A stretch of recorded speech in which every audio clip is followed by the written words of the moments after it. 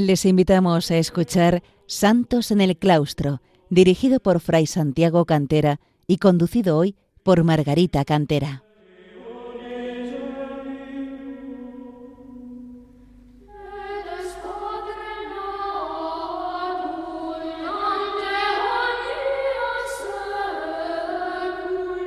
Queridos oyentes de Radio María, bienvenidos al programa Santos en el Claustro, el que mi hermano Santiago y yo queremos acercar al hombre de nuestro tiempo, el ejemplo de santidad de tantos hombres y mujeres que han consagrado su vida a Dios en la vida monástica. Estamos hablando en el programa anterior y en este y en otro más de la hermana Lucía de Fátima, la venerable Lucía de Fátima. Hemos contemplado en el programa anterior su vida anterior al ingreso en la vida religiosa, que realizará, y lo vemos ya a partir de ahora, cuando cumple 18 años, teniendo el permiso materno. Y se le plantea el problema de dónde ingresar. El deseo de profesar como carmelita, aunque lo mantuvo en silencio mucho tiempo, ya lo tenía al marchar de Fátima. Pero la situación no era fácil, pues el gobierno masónico de Portugal, con la implantación de la República, había expulsado a todas las órdenes religiosas. Pudieron continuar las hermanas del Instituto de Santa Dorotea, pero sin llamarse hermanas y por ocuparse de la educación. Las posibilidades eran, por tanto, reducidas. Además, algunos señalaban que por su salud, no especialmente fuerte, no soportaría el austero régimen del Carmelo. Así fue convencida por la madre provincial de las Doroteas para ingresar en el noviciado en Tui, pudiendo mantener en secreto su identidad, como Lucía deseaba, y aprender francés por si finalmente se decidía por el Carmelo de Lisieux, que era su objetivo. Al llegar a Tui, las dudas le asaltaron, pues la madre provincial tuvo que revelar su identidad a algunas monjas para que fuese aceptada en el noviciado, lo que a ella desagradó. También añadió un sufrimiento la indicación de que iría a Pontevedra, no permanecería en Tui, y eso sí, regresaría a Tui para la toma de hábito en mayo. Solo el recuerdo de su sí incondicional en 1917 y de la promesa de apoyo de Nuestra Señora la mantuvieron en pie. Dice ella misma: fueron más las ganas que sentí de volver para Oporto que de seguir para Pontevedra, pero pensé que era un sacrificio que negaba a Nuestra Señora, y por eso incliné la frente en silencio y fui renovando mi sí del 13 de mayo de 1917. Lucía marchó a Pontevedra el 26 de octubre de 1925, sin comprender aquella decisión. Allí solo la Madre Superiora conocía su identidad y mantenía el nombre de María de los Dolores. E ingresó como hermana coadjutora, la categoría más sencilla, dedicada a tareas manuales.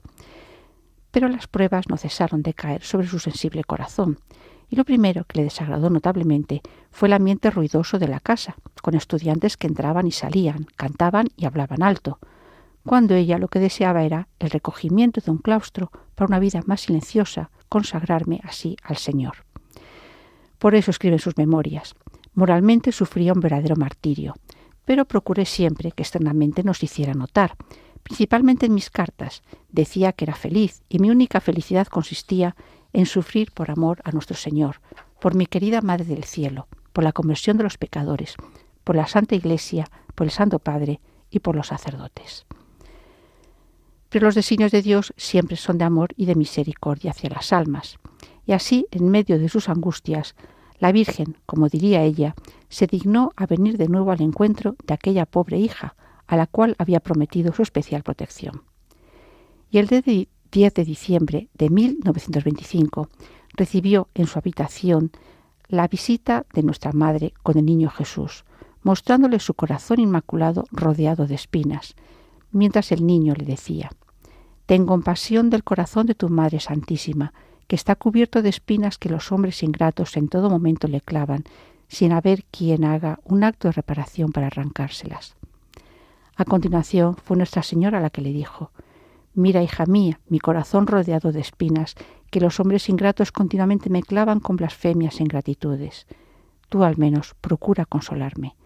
Y le hizo la promesa de que aquellos que durante 5 meses seguidos, el primer sábado, se confiesen, comulguen, recen el rosario y le hagan 15 minutos de compañía, meditando los misterios del rosario, con el fin de desagraviarla, recibirán su asistencia en la hora de la muerte, con las gracias necesarias para la salvación del alma.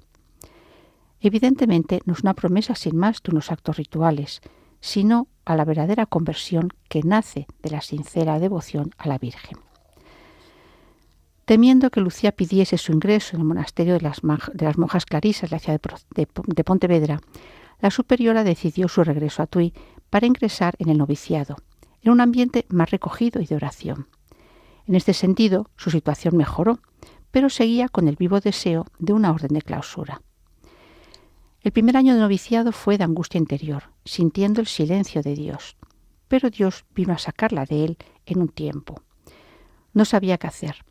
Resolví, nos dice, visto que nuestro Señor me había dejado, desde hacía tanto tiempo, vivir solo del deseo de amarle, de sufrir por su amor y la capacidad de abismarme cada vez más en mi miseria y en mi nada. Escoger una hora en la que no estuviese nadie en la capilla, y después de haber pedido, humildemente, postrada a sus pies, perdón de mis faltas, prometiendo la enmienda, llamar enseguida a la puerta del sagrario, pidiéndole diese luz para saber lo que debía hacer. Al llamar a la puerta del sagrario, el silencio de hacía 6 meses se interrumpió, continúa, y sintiéndome poseída de un bien y una luz sobrenatural, quedé no sé cómo. Me parecía que Jesús me iba a llevar consigo. Después de pasar así algunos instantes, Jesús terminó por dejarme una paz y dulzura como, puedo asegurar, nunca la sentí igual. Aun en medio de grandes dudas sobre la verdadera vocación, el 3 de octubre de 1928 hizo los votos temporales como religiosa Dorotea en Tui. Pero diversos acontecimientos, aparentemente sin importancia, la convencieron de que esta no era su verdadera vocación, y donde encontraba su alegría y consuelo eran del sagrario, su refugio. Sea cual sea el lugar donde me encuentre, donde tú quieras que te sirva, seré tuya para siempre. Aunque oficialmente mi profesión sea temporal, en el contrato íntimo de nuestra unión, ella es para siempre. Y cualquiera que sea mi camino, la tierra suave o áspera, pedregosa que pise, será siempre el peregrinar de la vida estrecha que antes tú labraste por mí. Y me siento feliz de pertenecerte, despojada de todo por el voto de pobreza. Soy tuya enteramente por el don inefable del voto de castidad con el que te dignaste enriquecer a esta pobre alma y llevarla a las alturas angélicas de la corte celestial. Las revelaciones de nuestra Madre no terminaron con la petición de la comunión reparadora de los 5 primeros sábados de mes. El 13 de junio de 1929, en una noche de adoración a solas en la capilla de Tui, tuvo la visión de la Santísima Trinidad y recibió la petición de la Virgen. Ha llegado el momento en que Dios pide al Santo Padre que haga, en unión con todos los obispos del mundo, la consagración de Rusia a mi Inmaculado Corazón, prometiendo salvarla por este medio. Son tantas las almas que la justicia de Dios condena por pecados contra mí cometidos, que vengo a pedir reparación. Sacrifícate por esta intención y reza.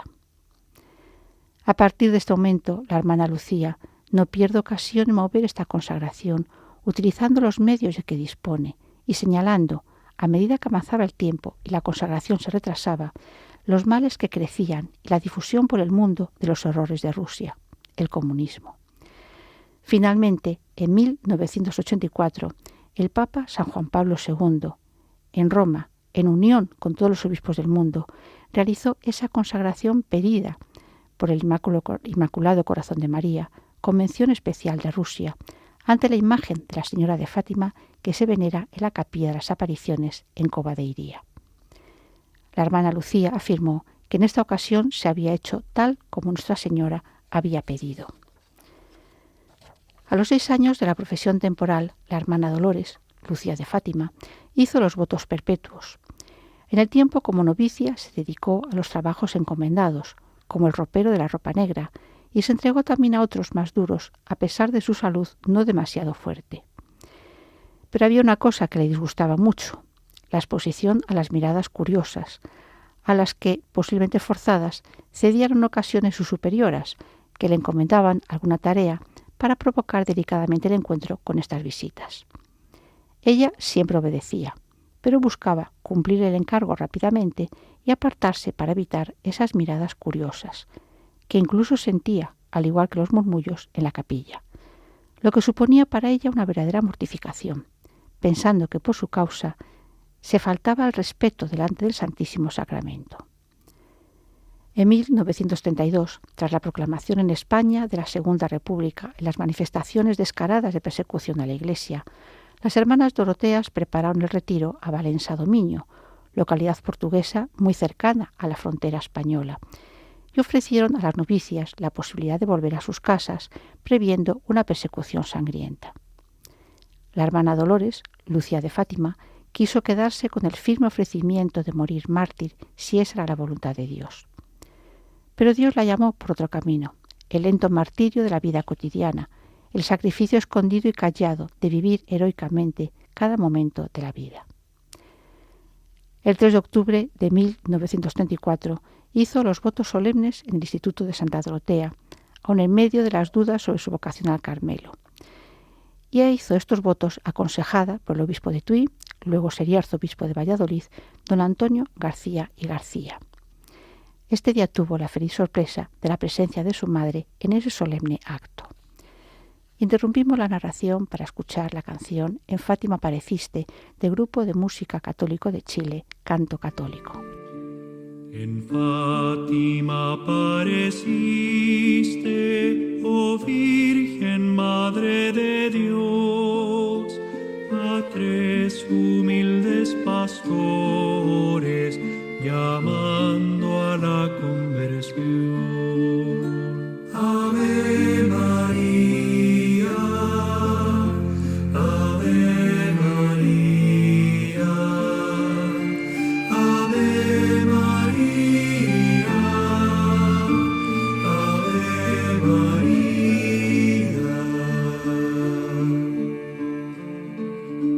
Rezad el Santo Rosario, rezadlo a diario, rezad, así vendrá paz al mundo y de la guerra el final.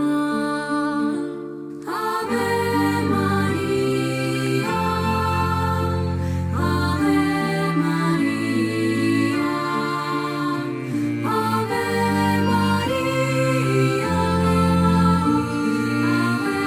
María,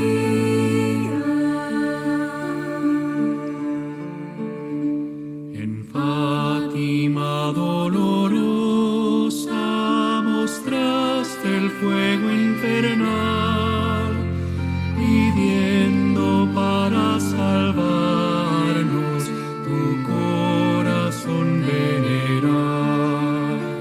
Ave María, Ave María,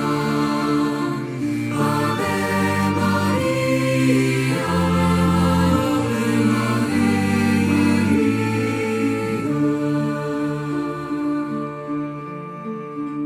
cargad con el sufrimiento, ponedlo en manos de Dios, por bien de los pecadores, en santa reparación. Ave María, Ave María, Ave María,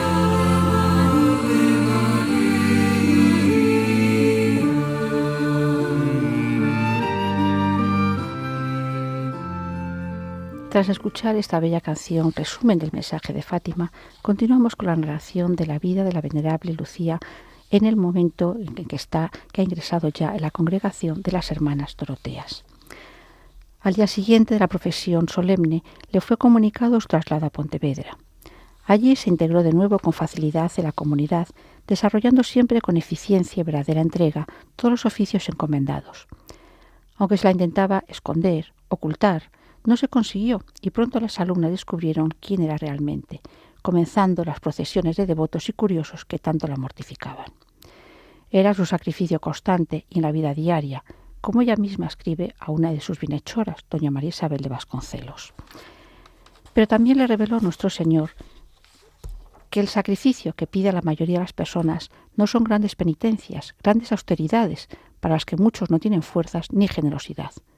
Lo que pide lo expresa con gran sencillez y es plenamente alcanzable por todas las personas.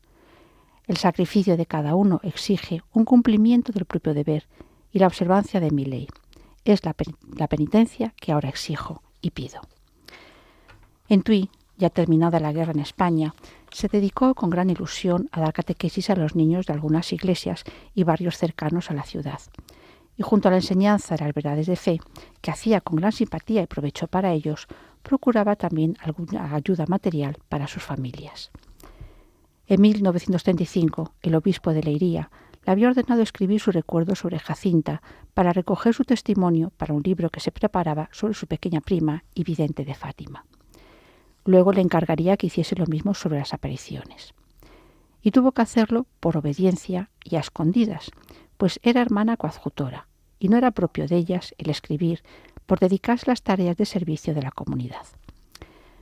Al escribir al obispo sobre Jacinta, Santa Jacinta, recordó cómo le impresionaba de ella su amor al Santo Padre a los pecadores, y recordaba las catástrofes que la impenitencia de los hombres y sus pecados arrastrarán, pero también la esperanza. Sí, Dios es paciente, espera. Dios es bueno, perdona. Dios es amor, nos ama. Pero quiere, pide y exige nuestra correspondencia, nuestra sumisión y nuestra fidelidad. Habitualmente, todos los jueves, hacía oración ante el sagrario, momento de intimidad y de profunda adoración. También momento en que Dios le comunicaba su amor, como expresaba en uno de sus escritos. El buen Dios se comunicó tan intensamente a mi alma que me sentía aniquilada con la fuerza del amor, en la humillación, en el abatimiento de la propia nada. Pero el amor cuando aniquila, purifica y da vida. Cuando abate, da fuerza. Cuando humilla, da luz y eleva a la íntima unión. Es el corazón que Él consume y purifica de las propias miserias. Es el orgullo que Él aniquila con la fuerza de la humillación en su presencia. Es la naturaleza que Él derriba, levantándola a las regiones del sacrificio, de la renuncia, de la inmolación por Él y para Él. Estas horas de oración se prolongaban a pesar del cansancio físico de los trabajos diarios y de las penitencias que se imponía, siempre con permiso del confesor, privándose de un tiempo de descanso que su cuerpo necesitaba, pero que ella ofrecía por su sed de reparar, de pedir por el Papa y la Iglesia, por la conversión de los pecadores y la santificación de los sacerdotes, por España y por Rusia. En una larga entrevista que mantuvo por entonces, estando Lucía todavía enferma, una entrevista con don Antonio, el obispo, entonces de Tui y después de Valladolid, este calmó algunas dudas que surgían a veces en la hermana sobre el origen de las comunicaciones, y le preguntó si seguía decidida a entrar en el Carmelo, pues así era la situación de España, ya acabada la guerra, lo hacía visible, y lo hacía posible, y él podía llevarla al Carmelo de Valladolid. Pero la enfermedad de Lucía no lo hizo posible entonces, y aún tardó meses en restablecerse de la pleuritis que padecía. Estando gravemente enferma en este momento, ante el temor de su posible muerte, recibió la orden del obispo de Leiría de escribir la tercera parte del secreto, recordándole, ante sus quejas por ser una orden de la Virgen, el no revelar de ninguna manera este secreto, que la misma señora le había dicho que siguiera las indicaciones de este obispo. El debate de su conciencia entre obedecer a Nuestra Señora o al obispo le supuso meses de lucha, siéndole imposible obedecer a la orden episcopal.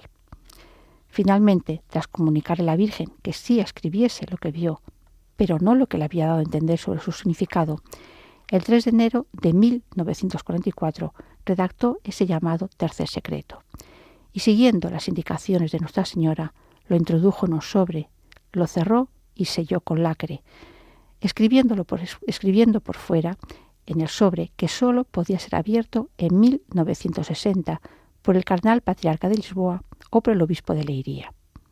El secreto fue revelado en 2000, como dije anteriormente.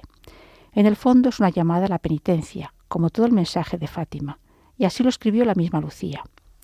Asusta mirar para el mundo de hoy con el desorden que reina y con la facilidad con la que se sumerge en la inmoralidad. Como remedio queda una única solución: arrepentirse, cambiar de vida y hacer penitencia.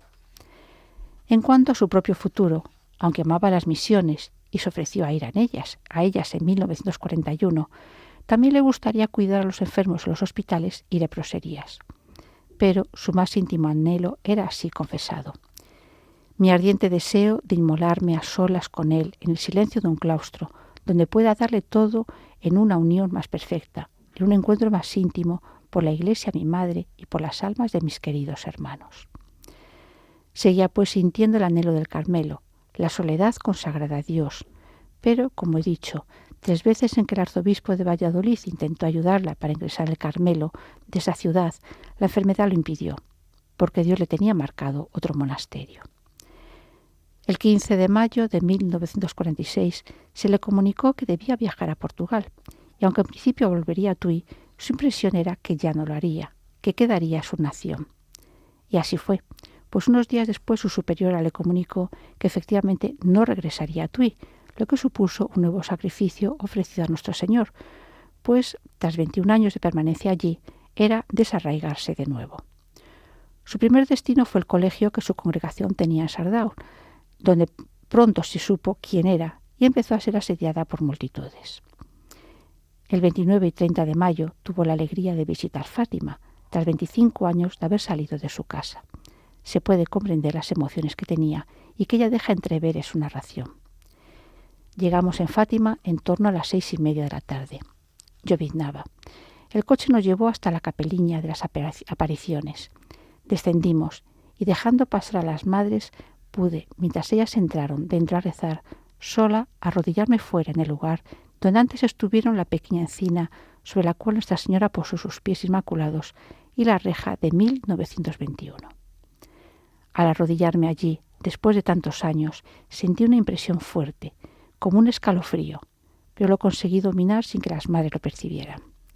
Después, por el espíritu me pasó el recuerdo de los acontecimientos ahí pasados, y cuando las madres me tocaron el hombro para irnos a casa, estaba completamente serena. Todo había pasado felizmente entre Dios y yo solamente. Tras esta emotiva visita, realizó el nuevo sacrificio de no regresar a Tui. Un sacrificio que ofreció rezando: «Concédeme, oh buen Jesús, que en todo y siempre yo siga la senda de tus pasos y la luz de tus ejemplos. Ella será la estrella que brilla ante mí, y fijándome en sus huellas, seguiré el eco de tu voz. Ayúdame a subir con paso firme la ladera escarpada de la montaña que ante mí se yergue, que en todo te dé gloria y como tú pueda decir, las cosas pues que digo las digo como mi Padre las dice». Mientras tanto crecía su vocación al Carmelo, no por disgusto con la congregación de Santa Dorotea, que tanto amaba, ni de sus religiosas, con las que tantas afinidades tenía. Era el deseo de consagrarse plenamente a Dios en la soledad del claustro y salir de las constantes visitas, de la curiosidad de tantas personas, que, a medida que el mensaje de Fátima se iba difundiendo, llegaban en número mayor a intentar al menos verla y, si era posible, hablar con ella. Y ello a pesar de que las superioras intentaban apartarla en lo posible. Si estando en España veía cerca la posibilidad de ingresar al Carmelo Valladolid, cuando estaba en Sardau tuvo la oportunidad de enviar una carta cerrada al Papa solicitando el tránsito al Carmelo, que estaba en ese momento muy difícil en Portugal. Y el Papa respondió afirmativamente, con gran dolor para las hermanas de su congregación. Su objetivo del Carmelo era el que ella misma expresa así: «No es que yo piense que voy a encontrar en el Carmelo una vida de rosas. No, incluso pienso que si alguna recojo será entre espinas, tal vez más punzantes. Mas lo que yo trato de encontrar en el Carmelo, y que aquí no lo tengo, ni puedo tener, son los muros de la clausura que me resguarden de la corriente demasiado numerosa de las visitas curiosas e indiscretas, con el fin de conseguir una vida de recogimiento y de intimidad con el Señor más intensa, y espero que Él me haga esta gracia». Desde que recibió el permiso pontificio hasta poder cumplir su deseo, pasó tiempo, mucho para ella, pues eran numerosas las personas, incluidos varios obispos, que no querían facilitar el tránsito. Lucía vivió ese tiempo con gran dolor, pero siempre teniendo en su corazón el ofrecimiento de todo sacrificio por la conversión de los pecadores y por el Papa, segura de que la voluntad de Dios, que había visto confirmada por diversas señales, se cumpliría. Y efectivamente se cumplió. Tras escribir Lucía una nueva carta al Papa, llegó la respuesta ordenando que se facilitase su ingreso en el Carmelo y señalando el monasterio de Coimbra como su destino. No era ni el de Fátima, que ella no deseaba por estar demasiado expuesta a la cercanía de los peregrinos, ni el de Oporto, con el que estaba negociando su entrada. Era Dios quien nuevamente marcaba el camino, que ella aceptó con su generosidad acostumbrada, porque sí, así dijo al obispo de Leiría al comunicárselo, si en Coimbra no conozco a nadie, ni había pensado nunca en este convento, allí tendré también un sagrario, y esto basta. Tuvo que retrasar su salida para curar una fuerte infección de la boca que le supuso la pérdida de casi todas las piezas dentales. Pero esta circunstancia no fue conocida entonces por la priora del Carmelo y dispuso su ingreso para el 25 de marzo de 1948, un jueves santo. Ella obedeció, como hacía siempre, aunque supuso una nueva prueba, lo mismo que no poder recibir el hábito carmelitano al llegar, pues por la pobreza del monasterio no tenían tela para confeccionarlo inmediatamente. Interrumpimos la narración de la vida de la venerable Lucía de Fátima para continuar sobre su vida carmelita en otro programa.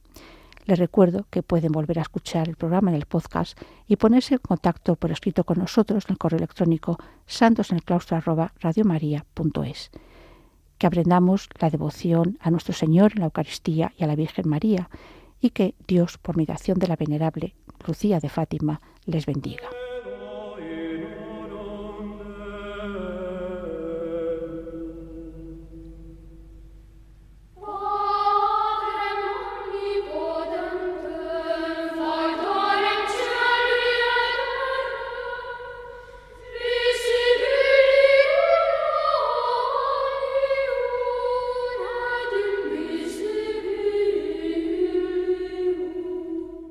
Han escuchado en Radio María Santos en el Claustro, dirigido por Fray Santiago Cantera y conducido hoy por Margarita Cantera.